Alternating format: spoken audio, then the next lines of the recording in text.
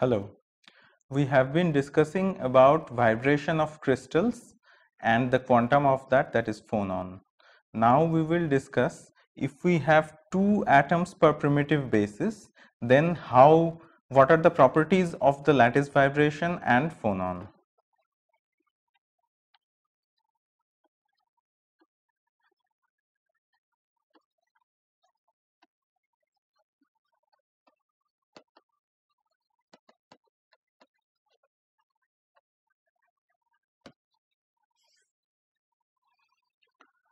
If we have two atoms in the basis, the phonon dispersion relation shows new features in the crystals. If we consider, for example, sodium chloride or diamond structure, sodium chloride is ionic, diamond is covalent. If we consider these kind of structures, then we can understand what is two atom basis. These are compounds with two atom basis. Diamond is not a compound, it is still elemental carbon, but there are two atoms in the basis. So, if we have this kind of an arrangement in the crystal, then we will have longitudinal acoustic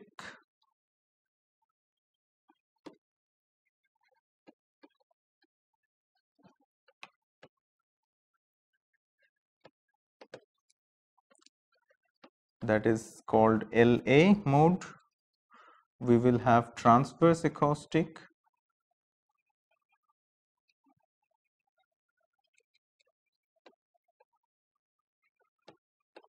that is called TA mode. We will have longitudinal optical,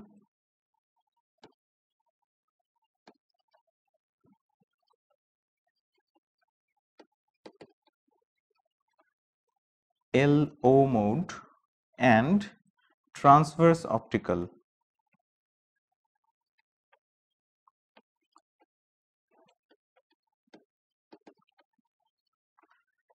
TO mode.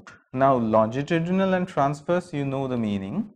Why are we calling some branches acoustic, some phonon branches, and some other phonon branches optical? This will be clear as we progress through our discussion.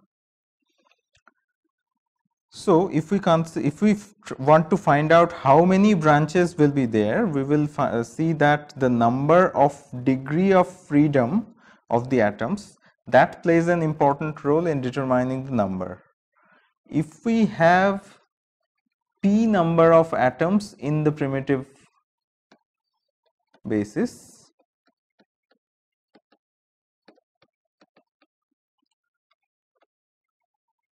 here we are considering p equals 2, and if we have capital N number of primitive unit cells in the crystal, then we will have p times capital N number of atoms.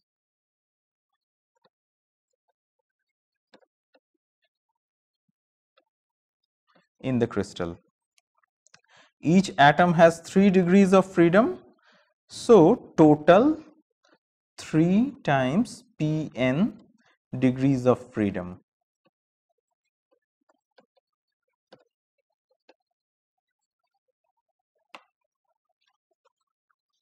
These are the number of degrees of freedom in the crystal. Now, the number of allowed wave vectors, that is k values, in a single branch is n, if we consider just one Brillouin zone. Therefore, the longitudinal acoustic and transverse acoustic, these two branches will have a total of 3n modes, accounting for 3n degrees of freedom.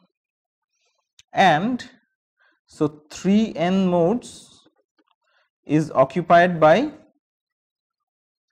longitudinal acoustic plus transverse acoustic branches. So now we are left with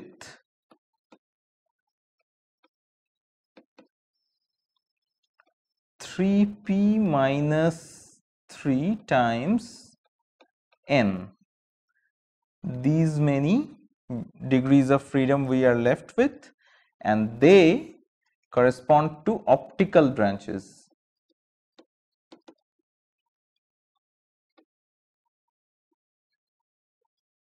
These many optical branches will be there.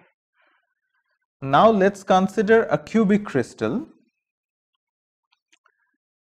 and two different type of atoms, for example sodium chloride with masses m1 and m2. m1 lie on one set of planes and m2 lie on another set of planes. So it's not exactly like sodium chloride, but there are two different kind of atoms. One I am drawing with empty circles and the other I am drawing with dots.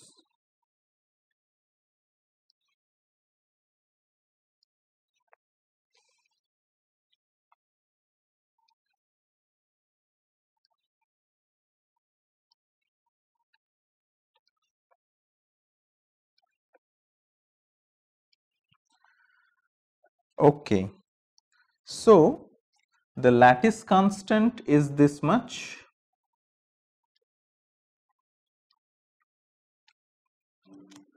Let's call this atom with m1 mass and this atom with m2 mass.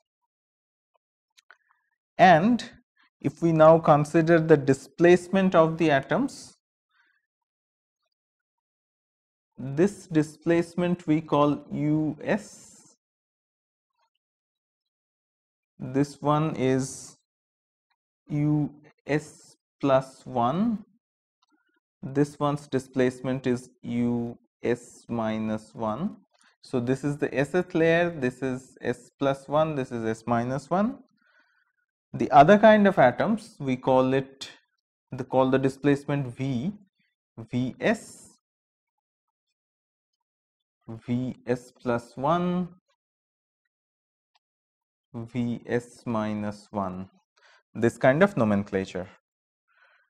So we have m1 lying on one plane, m2 lying on another plane. Now if we want to write down the equations of motion,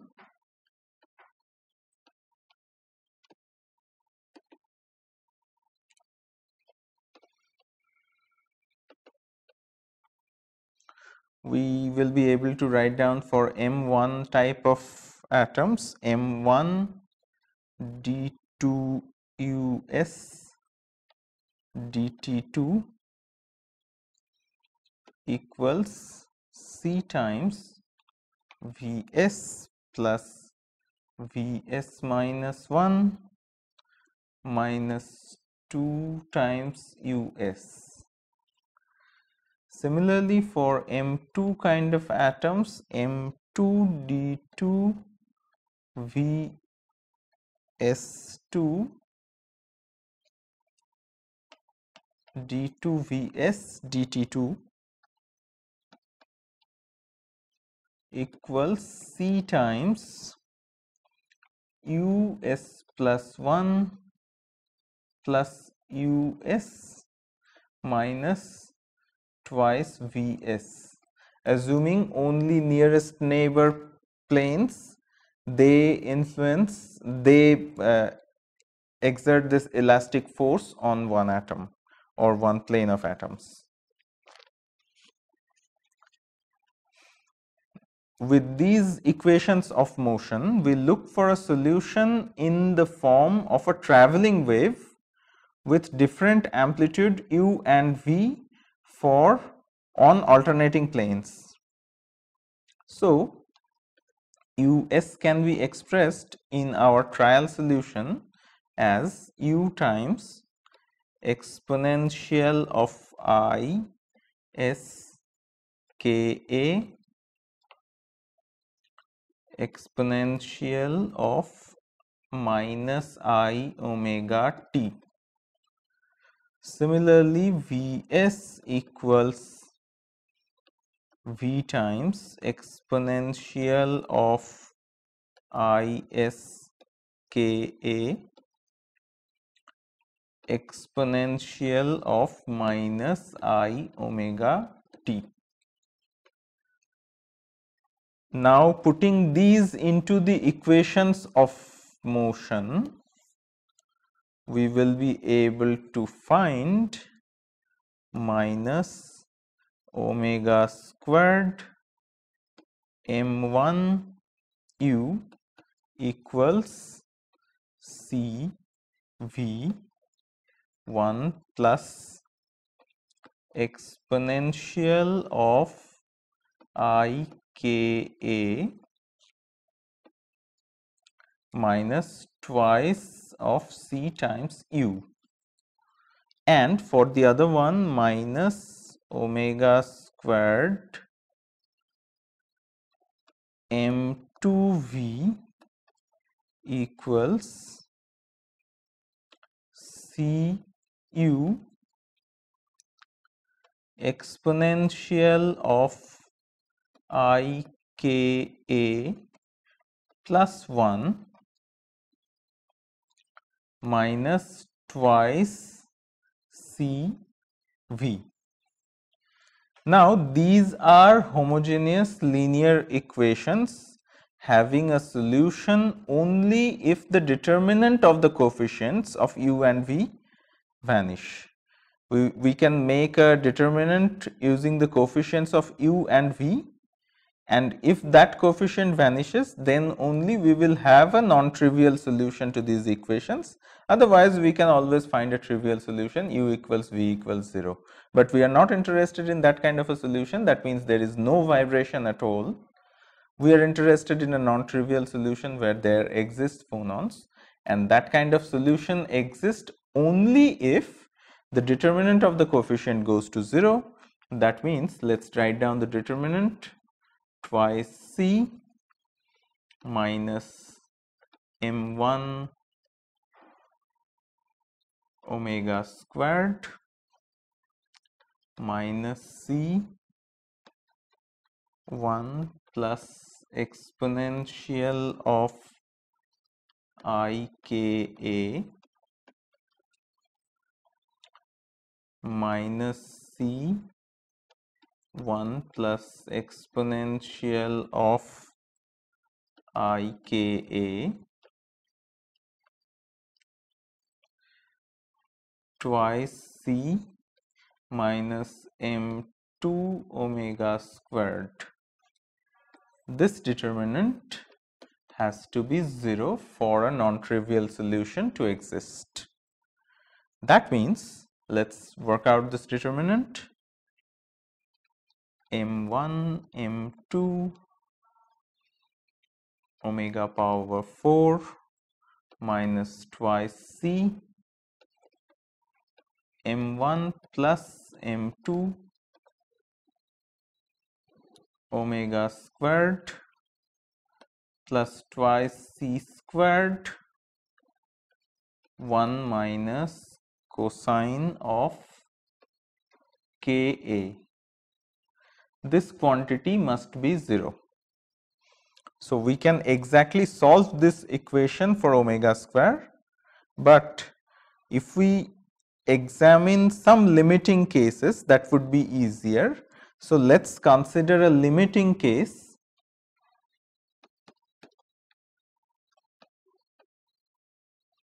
that offers us a good understanding of the situation without working out too difficult algebra. So in our limiting case, we will consider Ka much less than 1. So this is one limiting case, and we will consider another limiting case, Ka equals plus minus pi. This is another limiting case. So this one is near the center of the zone, and this one is at the zone boundary. So let's number this one as 1 and this one as 2. These two limiting cases we are going to consider. If we consider the case 1, that is small value of Ka, we can write cosine of Ka appearing here as 1 minus half k squared a squared. We drop the higher order terms, we ignore them because Ka is much smaller than 1 and higher order terms will be much smaller in magnitude. So, the roots of the above equation can be given as omega squared nearly equals twice C 1 over m1 plus 1 over m2. This corresponds to the optical branch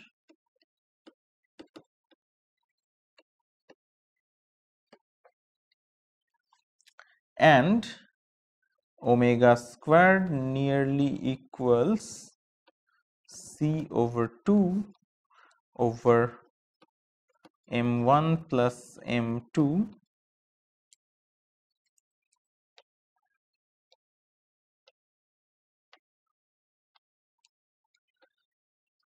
k squared a squared. This corresponds to the acoustic branch.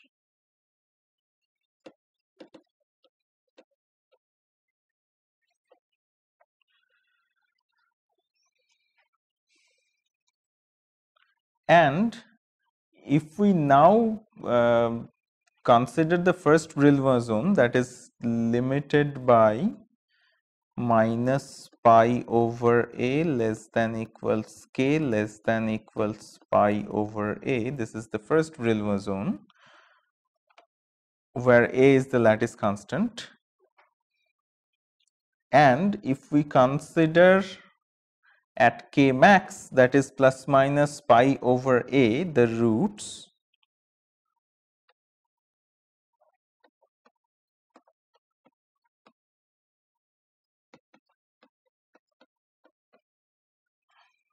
these roots are omega squared equals twice C over m1 and the other one is omega squared equals twice C over m2. These are the simple roots at the zone boundary.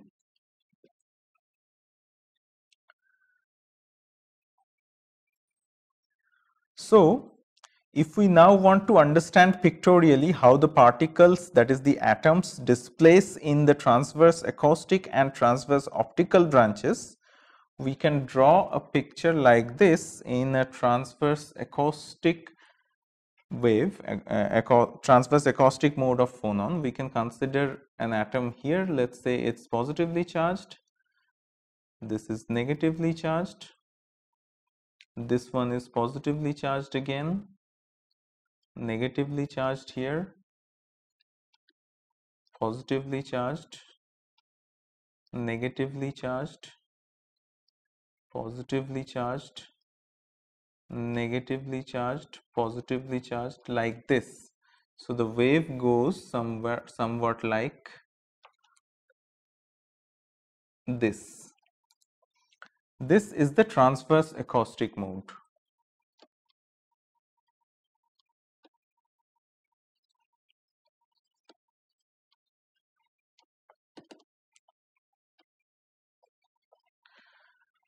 On the other hand, if we have positively and negatively charged ions and if we have an optical branch, the optical mode makes the atoms displace like this.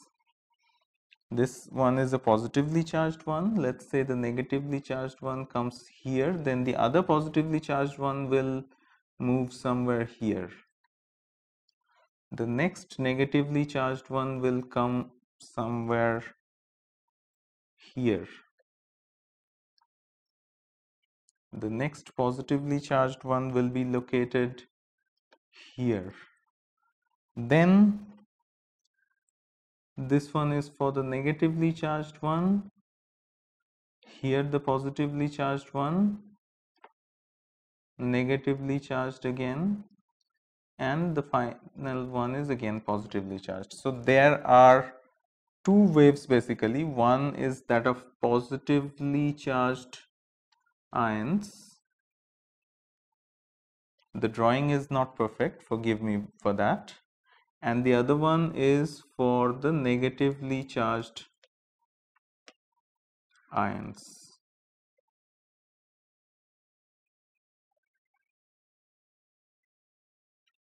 like this. How does this kind of a wave get created? Consider an electromagnetic wave moving through a medium. So, if we apply an electric field in the material, we will have positively charged atoms moving along a certain direction and negatively charged ions moving along exactly the opposite direction. So, this kind of a situation can be created by an electric field. That means the electric field of an electromagnetic wave can make this kind of a wave propagate into the medium. On the contrary, a sound wave that doesn't have any polarity, it will make the positively charged and the negatively charged ions move along the same direction. Hence, this one is, the left hand side one is an acoustic mode, while the right hand side one is a transverse optical mode of phonon.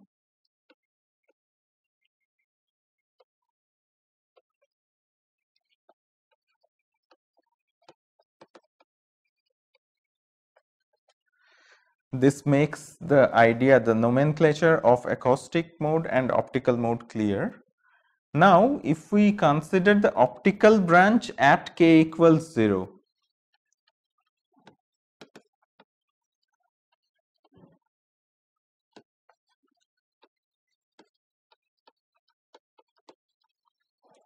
we will find U over V, this ratio is exactly minus M2 over M1. The atoms vibrate against each other, but their center of mass is fixed. If the two atoms carry opposite charges, we may excite a motion of them, under the electric field. They will move in the opposite direction, that will make the optical branch, you can see, and in the optical branch case, that's the reason, that's what is signified by this minus sign. Electric field makes them move along to different directions.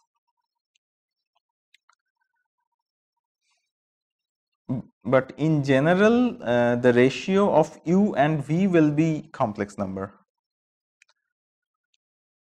Another solution for the amplitude ratio of small k may be obtained as U equals V.